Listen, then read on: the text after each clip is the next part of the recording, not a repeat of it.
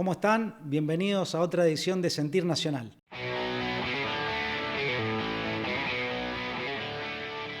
Pensando estos días en qué tema abordar en este encuentro, pensaba que no es un tema menor analizar este año de gestión del presidente de la Nación, Javier Milei, y no solamente el año de gestión, sino que últimamente, especialmente en San Rafael, Mendoza, mi ciudad natal, analizar esas encuestas que estuvieron circulando en las redes respecto a la imagen positiva que tiene el presidente de la Nación, que oscila en un 70%.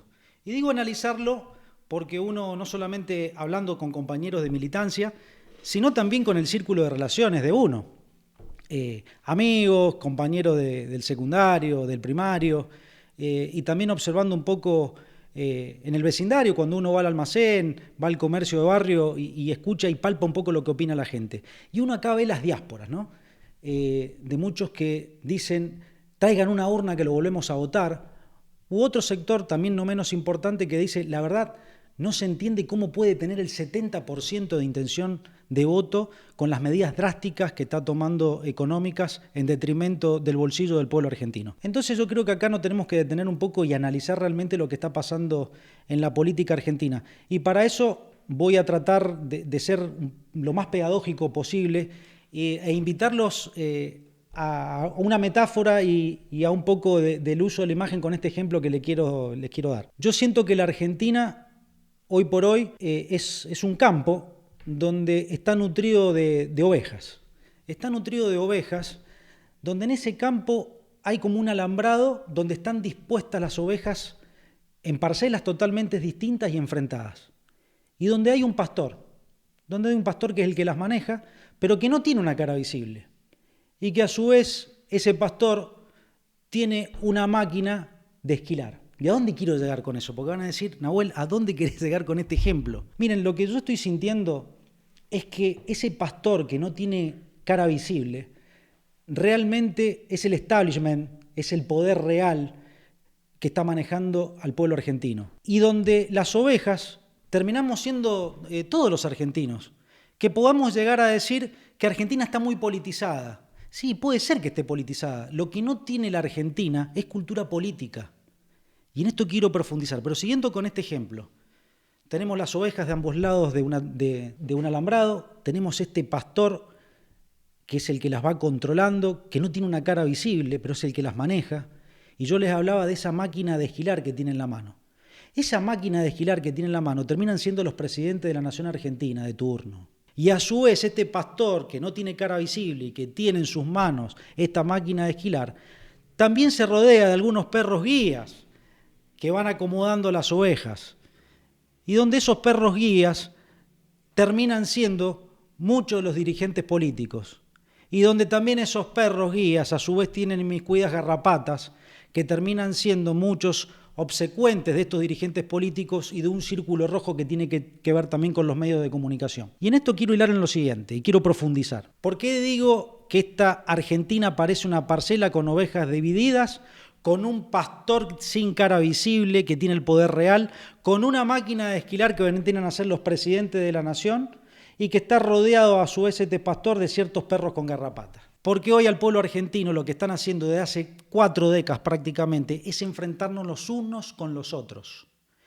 Los unos con los otros, estar de un lado y del otro. Y cuando el que termina esquilado siempre es el pueblo argentino. Entonces, analicemos esto por lo siguiente. ¿Cuánto hemos escuchado desde que asumió Javier Milei de que va a durar 2 meses, va a durar 3 meses? No, va a durar 6 meses.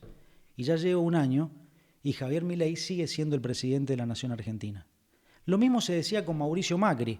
No va a durar más de 2 meses. Un semestre, el segundo semestre, y Mauricio Macri cumplió los 4 años.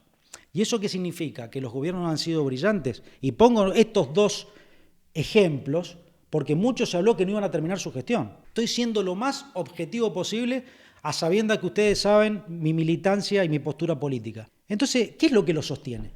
¿Lo sostiene sus políticas económicas? Y evidentemente que no, porque el pueblo argentino está sufriendo. Porque si uno habla con ese 70% que tiene imagen positiva, pero por supuesto, o que los volvería a votar, mejor dicho, ese 70% que los volvería a votar, van a decir que la situación económica es difícil, pero que lo volverían a votar. Entonces ahí viene la pregunta que nos tenemos que hacer, es ¿por qué está sucediendo esto de esta manera?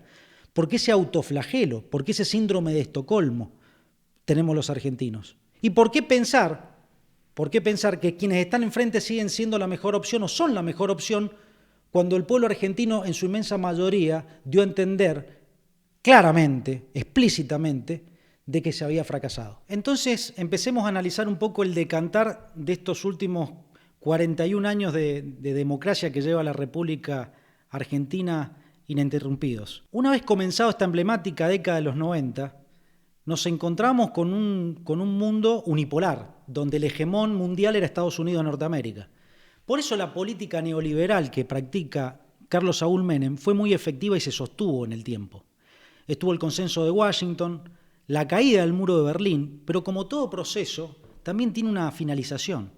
Cuando cae Fernando de la Rúa, tiene mucho que ver con esa situación mundial que hay. Porque muchos piensan de que lo que se produjo con la caída de Fernando de la Rúa tiene que ver mucho con la sublevación del pueblo argentino, con el tema de las cacerolas. Sí, es verdad, tiene mucho que ver con el tema del cacerolazo de las clases medias, con el tema de los ahorros, pero también tiene mucho que ver cómo juega el establishment y ese poder real que hay en la Argentina. En eso tenemos que ser muy profundos los argentinos y saber muy bien qué es lo que ocurre. Si realmente fue un proceso de insubordinación lo que hubo en la caída de Fernando de la Rúa, o realmente fue el establishment que hizo su trabajo para que el pastor que yo les digo, sin cara visible, la máquina de esquilar se la dé a otra persona, en virtud de que hay un agotamiento de un sistema. Y eso es lo que pasó con la caída de Fernando de la Rúa y ya luego el comienzo de los 2000, esa crisis famosa del 2001, porque muchos quieren comparar el 2001 con la actualidad. Y totalmente es incomparable. Lo que sí hay en común es el poder real, cómo juega en la Argentina. Porque lo que estamos viviendo los argentinos en las últimas décadas, de manera sistemática y continua, es siempre buscar recolonizar. Esa es la realidad que está teniendo el pueblo argentino. Por eso las mejorías que tiene el pueblo argentino, especialmente la clase trabajadora, es muy efímero, dura muy poco. Es solamente morfina, es paracetamol. Luego se vuelve a caer lo mismo y la película se vuelve a repetir. Entonces hay que buscar también en la geopolítica por qué se produce eso. Por eso digo que la Argentina está politizada, pero falta cultura política y en eso tenemos mucha responsabilidad los dirigentes políticos. Miren, ¿qué es lo que está pasando volviendo a este ejemplo de las ovejas? Lo que hace el establishment es primero separarnos las ovejas, antes de esquilarnos, ¿no? Nos separa y siempre nos pone un color. Te puede poner la camiseta de Boca y la de River, verde, celeste, peronista, antiperonista, Cuca, Globerto, León, Yegua. Siempre diferenciar, nunca la celeste y blanca, nunca nuestra bandera confederada. No, eso no lo hace. La trampa está en dividirnos. Y siempre también poniendo esos perros guías que terminan siendo muchos dirigentes políticos profesionales, y digo profesionales porque carecen fundamentalmente de la vocación política y de la formación política.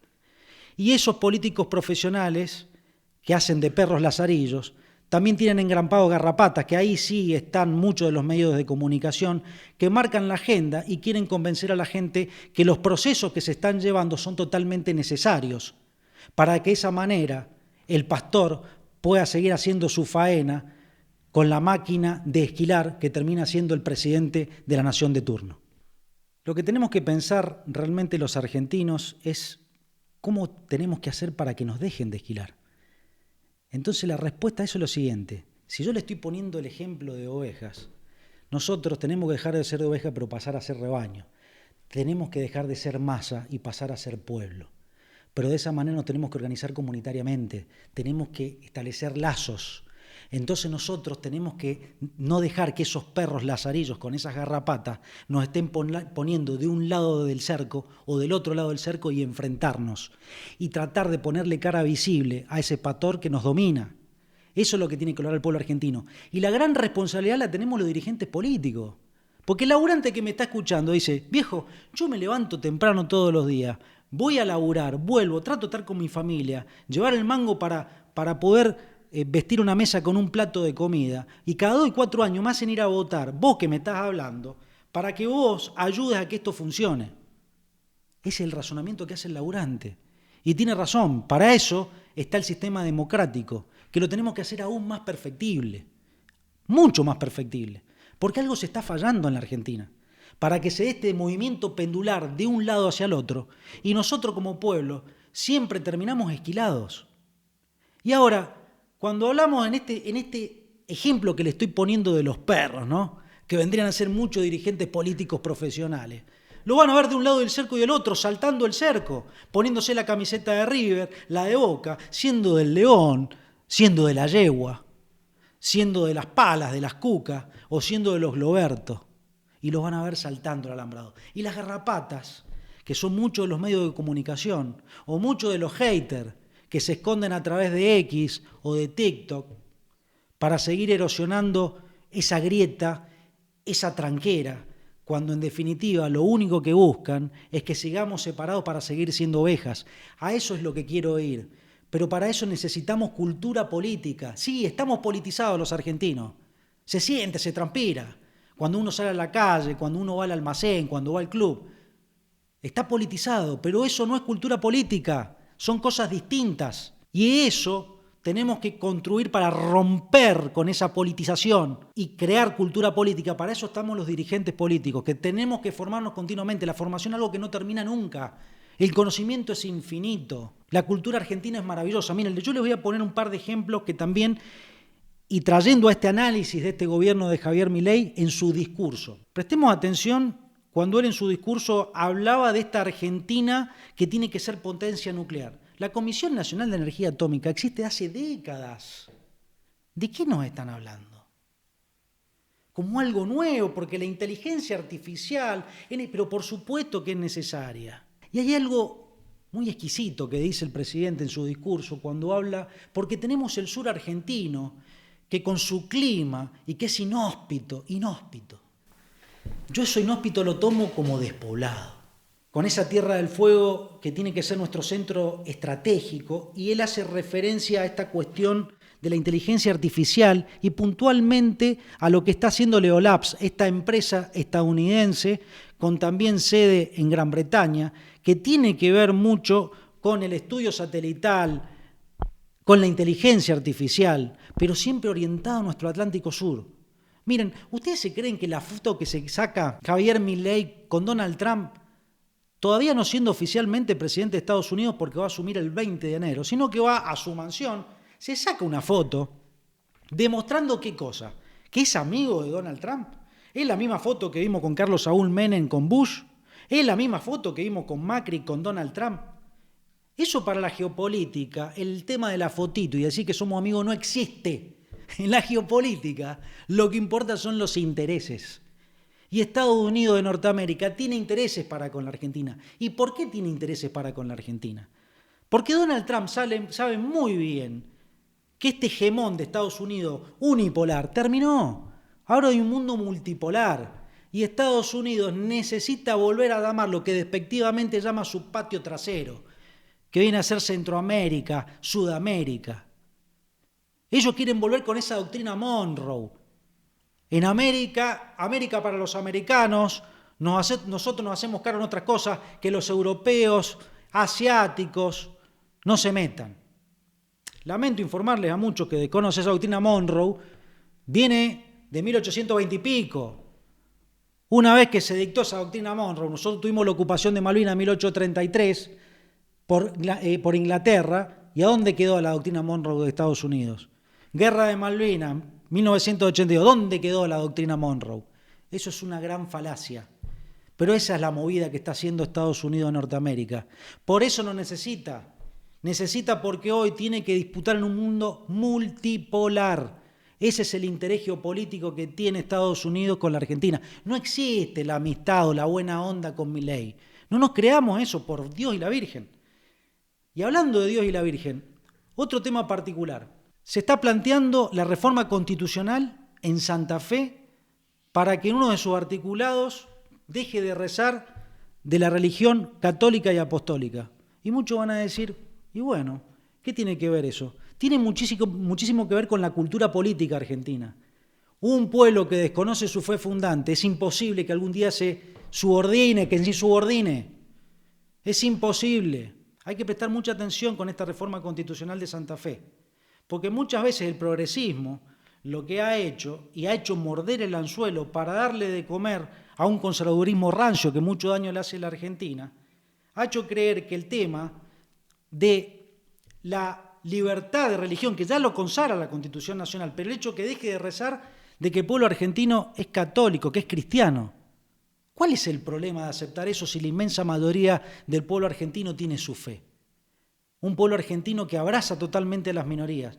Ojo con estas cuestiones que parecen que son accesorias y que al progresismo lo irrita, pero eso tiene que ver con la cultura argentina, con nuestra cultura nacional. Y ya que cito esto de la provincia de Santa Fe, me está viniendo a la memoria algo muy importante que ha anunciado el Gobierno Nacional en estas últimas horas, que es respecto al llamado de licitación pública nacional e internacional del dragado y balizamiento de nuestro río Paraná. Hay un tema que no es menor, que es el tema de que la profundización se va a extender de los 42 a los 44 pies.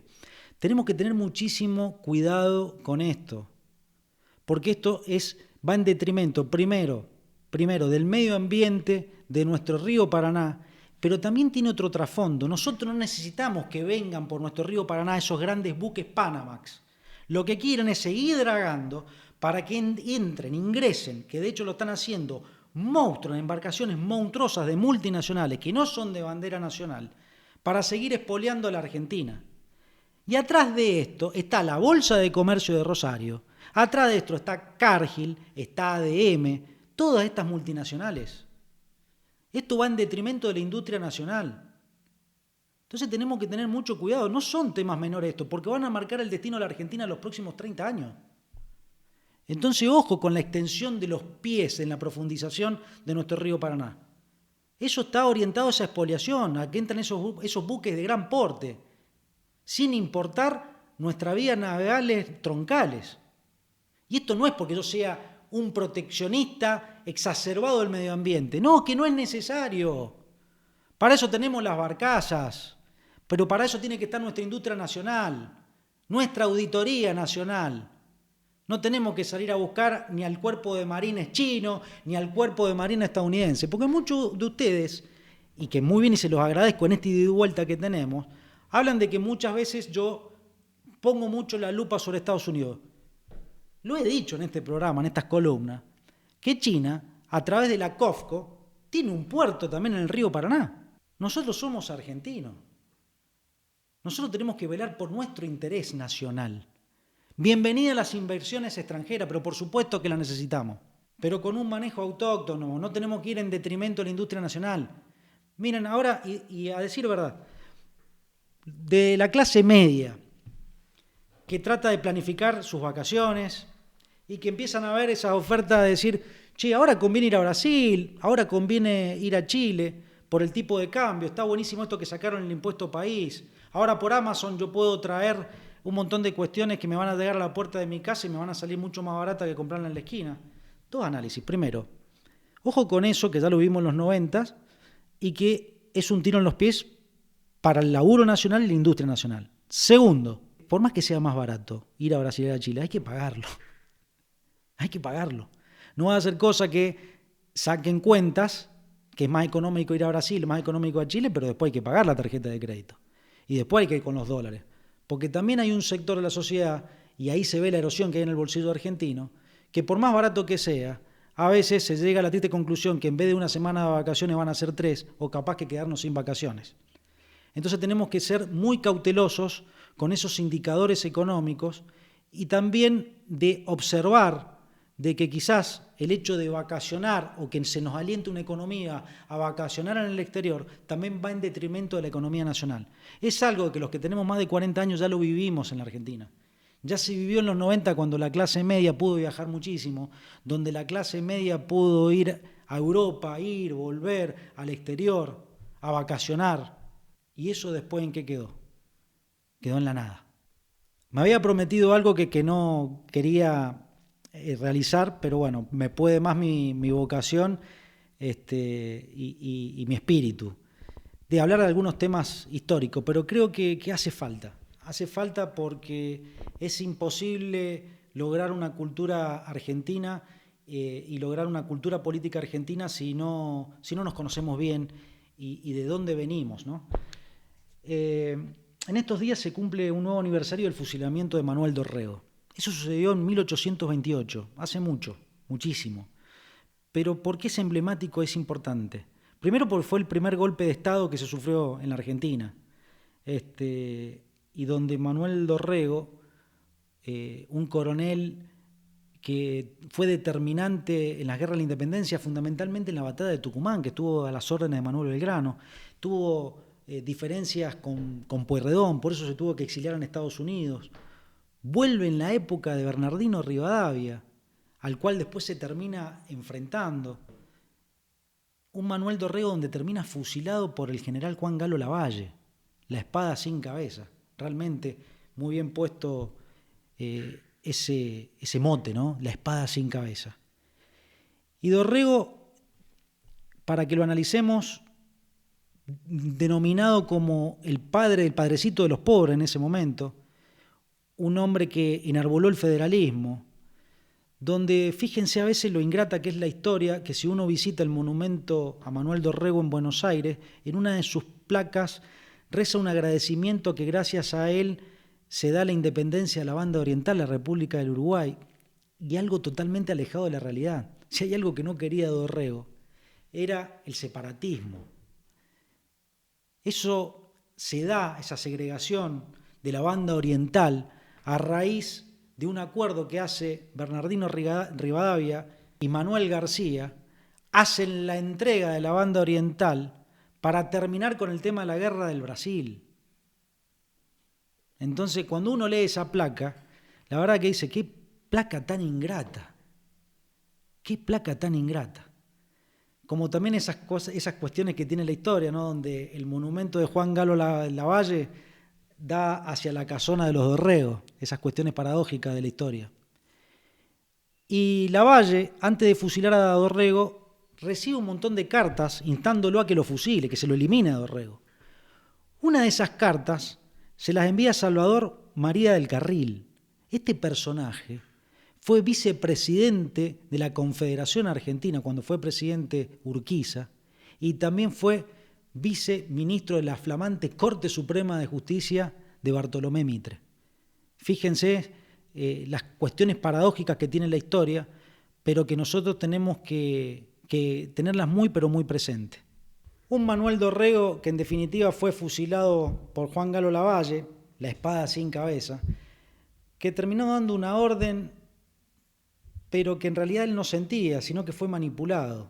Manuel Dorrego termina siendo víctima del poder real de la época y su muerte podemos llegar a decir que no fue en vano, primero porque sigue siendo recordada, por eso le estamos dando unos minutos en este programa, y porque el pueblo en la época lo quería mucho a Dorrego, y ese clamor popular por Dorrego lo pudo heredar don Juan Manuel de Rosas en esa incipiente Confederación Argentina. Y para ir cerrando, quiero que nos quedemos con lo siguiente, en estos ejemplos que yo he tratado de darles. Muchas veces los argentinos terminamos como perros mataderos, ¿no?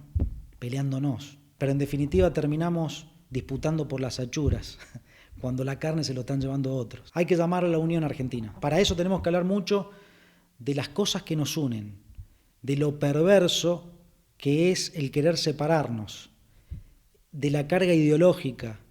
Hay un montón de cuestiones que vamos a ir avanzando en los próximos programas, por eso agradecerles como siempre estos minutos, suscribirse, darle clic a la campanita y seguir en contacto por esta Argentina hermosa que todos soñamos. Orgullo argentino quiero expresar.